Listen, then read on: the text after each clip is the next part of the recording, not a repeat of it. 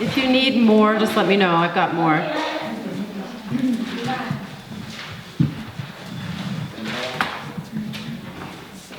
So just to give you a little reason for the themes that we are going through today. Earlier session today was about looking at our life and who we are, and then having people reflect some of our strengths, right? In the first session that we had. And part of that, if we want to make an impact on the world, we have to know who we are and what our strengths are, right? So that we know maybe how God has used us in the past and might continue to use us. Another really important topic, which is not that fun to talk about, but I promise this will be a fun session. The group is fun. It's about conflict. So we have a session on what to do with conflict. And the reason we chose this is one of the biggest things that gets in the way of a church or even a person having impact is if there's a conflict within the church, within the group, within the marriage. It just doesn't have as much impact if there's conflict.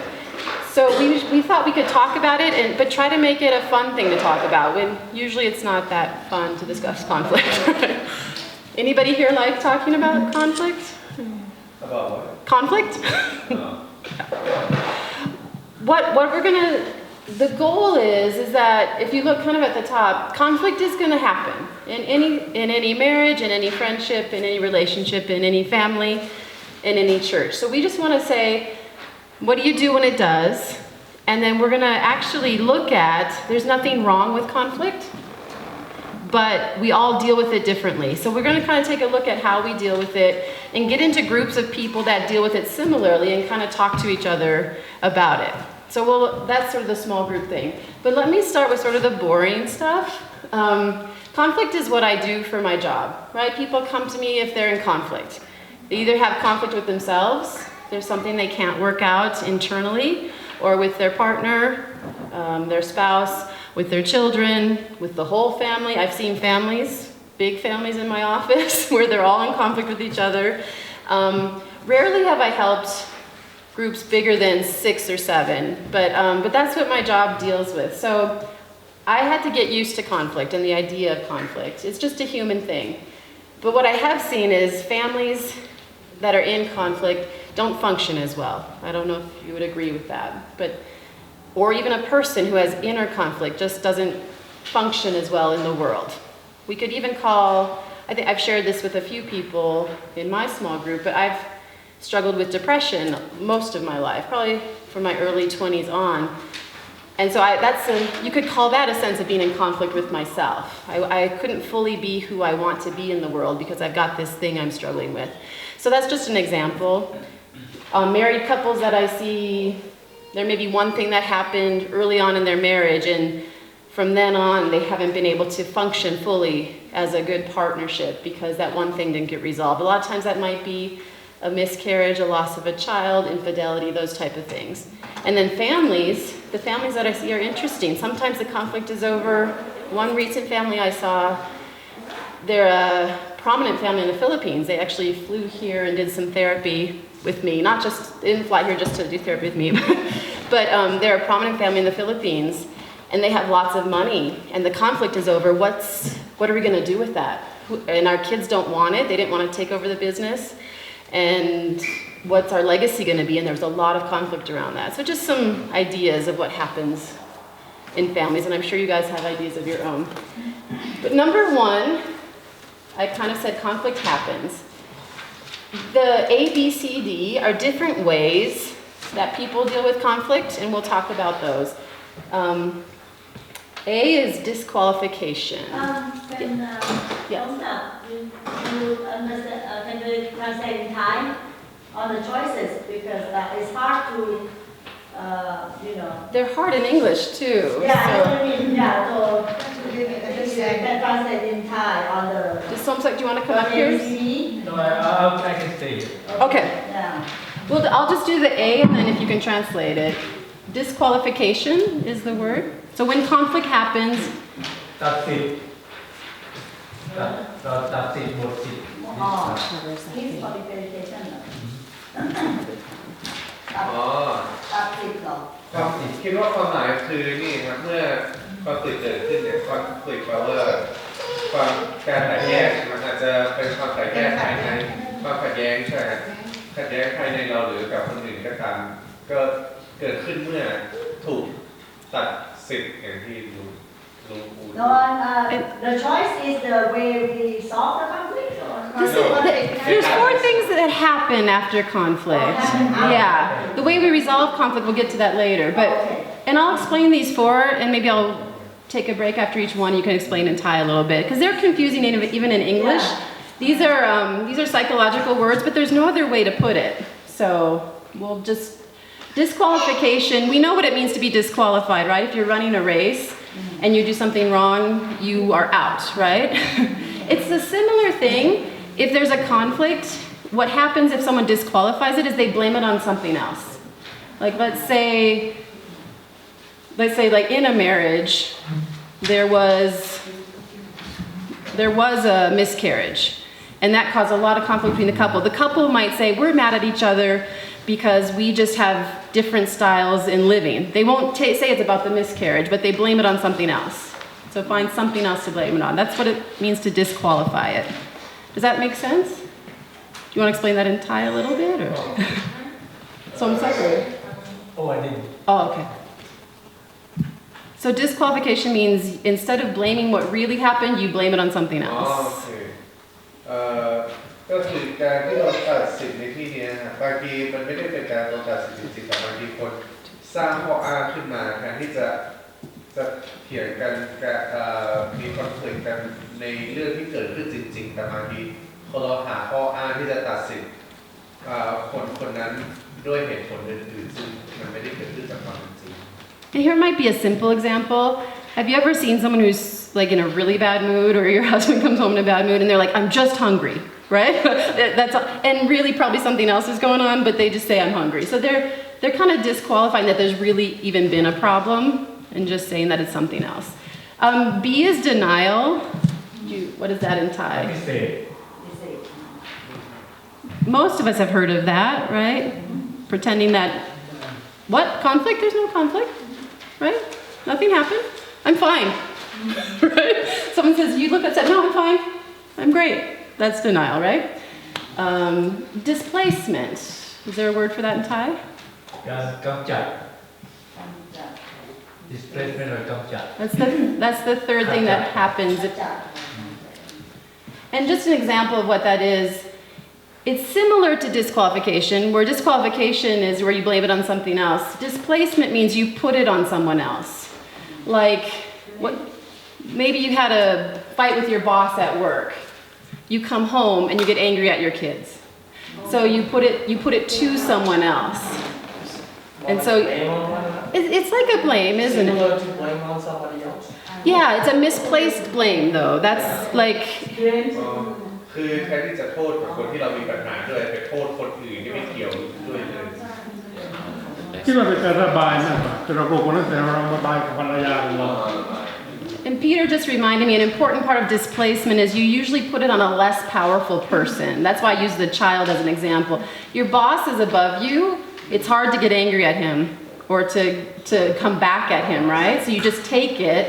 You go home and you find someone less powerful. This is the kind of the cliche where the older brother picks on the younger brother. You always try to find someone less powerful.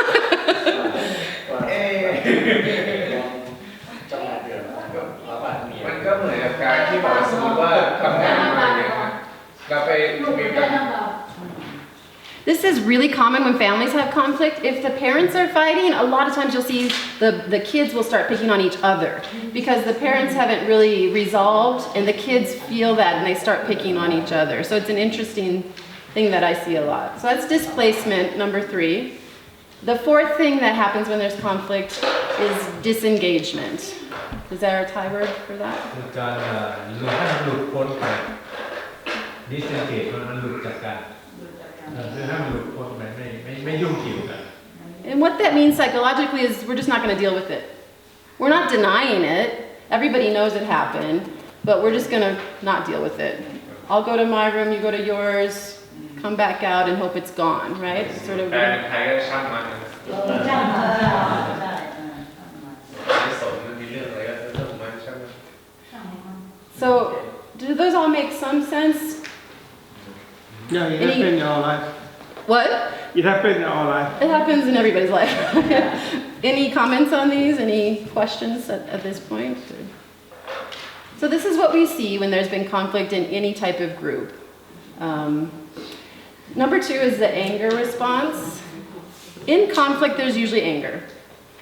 Usually someone's angry, usually maybe all people are angry. By the way, Jill, Yeah. should we supposed to like choose one for the first question already? Right? Not yet. Not yet? Okay. Like identify your styles, that you mean? Yeah. We're gonna do that a little bit later. Oh, I thought like from like number 1 I should pick like one of like A, B, C, D. No, we're actually gonna get more in depth with, there's different conflict dealing with styles. This is just what happens after conflict to a family or to, yeah. You might identify one of these. Probably we've all done all of these, I guess. It depends on who I'm with. I do different types, but we'll get to the actual types later, thanks. Well, let's just move on to 2. So usually there's anger. Anybody enjoy when someone's angry at you? Some people do. I have some people I've met who try to get people angry with them, right? They kind of like that for some reason. We're just going to go through again 4 ways that usually people deal with anger. So what do we do when we're angry? And the first one is suppression. Do you know a word for that? การกดไว้เก็บเหมือนเก็บกด It's like keeping it to yourself. Yeah, suppression means you know you're angry and it's conscious, but you push it down. I'm not going to talk about it. Usually it comes out some other way. Some people do it in a positive way, like I'm going to go exercise for an hour, right? Or some people it might come out where they just are critical, or that comes out a different way, but because they're not dealing with their anger.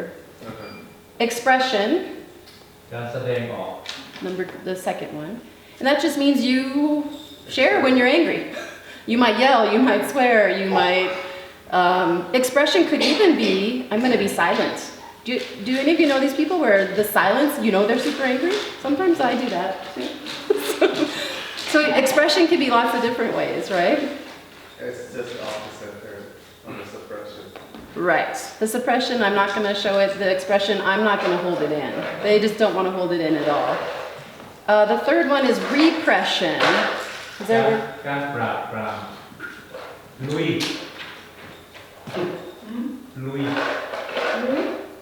ปราบปรามเหมือนว่าผมลุยกันข้างหนึ่ง So like What is the difference between that and expression? let it off. Suppression, the first one, is when you know that you're angry, but you push it down. Right. Repression, you don't even know you're angry, but you are. So it's not even conscious. Maybe the other people can feel it. And that was the example where I said, is there something wrong? Like, no. But then they look super angry. But they aren't even aware of it. So they push it. The first one, you push it down. The second one, it's so far down, it's in your subconscious, if that makes sense. It's not, you aren't even aware of it. That might come out in physical symptoms. Sometimes depression is a form of anger. The reason I was depressed for so long is I had a lot of anger inside that I didn't express. So when people come into my office and are depressed, we talk about anger a lot. You must be pissed. There must be something going on because it's so pushed down. Usually that happens in families where anger is not okay. If anger is not acceptable, you have to get rid of it. So a lot of people that have chronic illnesses, we deal with anger. More of the autoimmune diseases, where they've been pushing anger down for so long it comes out in physical symptoms. A lot of the nurses might know about some of that, how that works. Yeah. What's repression? It means to push down. Oh, wait, but you don't know that you're angry. But you're not even aware of it. It's like Suppression, you know it, but repression, you don't know. exactly. So is that more of a positive sense? That you're angry, but you don't know what you're angry. I think that's You don't even know you're angry. You don't even know you're angry, that means that nothing happened. To you. It's better. I would say It's better. I actually would say this is worse because it's a denial of reality. At least with suppression, you know you're angry. You're not denying, but you're just not sharing it. But with repression, that it usually leads to things like depression, anxiety, and chronic illness because you don't even acknowledge the anger, so it leads to worse things. So I think it's actually worse. It shows a level of not self-awareness. And so Hard to fix. it's harder to fix because you don't know what you're fixing, right? It's like, there's nothing, I have a lot of people that come to my office and their lives are a disaster. There's nothing wrong. And then we have to kind of slowly help them see. But it's a coping mechanism. Like, I think what you're saying, Apichard, is it's a way of coping. It helps us survive. So the one way I would say this is really good is people that have had lots of severe abuse, right? If someone grew up with severe sexual abuse or emotional abuse and they use repression so that they don't feel it, that's actually healthy. And that's what I tell my clients. But you can't pretend it's not there for the rest of your life, right? So the fourth one, is everyone following okay? Okay. The fourth one is confession.